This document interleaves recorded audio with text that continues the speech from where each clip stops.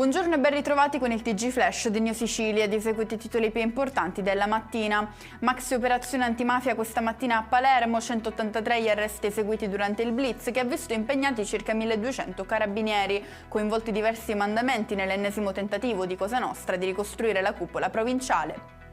Passiamo alla cronaca nera con un omicidio avvenuto ieri sera nel centro di Ribera, in provincia di Agrigento. La vittima è un tunisino di 30 anni raggiunto da alcuni spari. I colpi sarebbero partiti da un'auto in transito, allontanatasi subito dopo l'agguato.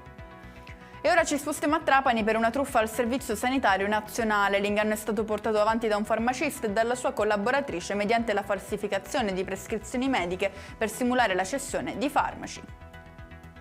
Tentano il furto di una televisione e di un aspirapolvere da un centro commerciale per poi scappare a bordo di una Vespa rubata. È successo a Messina, dove i carabinieri hanno messo fine alla fuga di un 31enne e di una ragazza di 22 anni. Parliamo ancora di furti, ma questa volta a Trecassanni, in provincia di Catania, dove sono finiti in manette due fratelli che hanno tentato il colpo in un ristorante di Corso Vittorio Emanuele. I due di 34 e 30 anni sarebbero entrati nel cuore della notte all'interno del locale, rubando i soldi del registratore di cassa. E con questo è tutto, prossimo appuntamento più tardi alle 19:30. Grazie per averci seguito, buon proseguimento di giornata.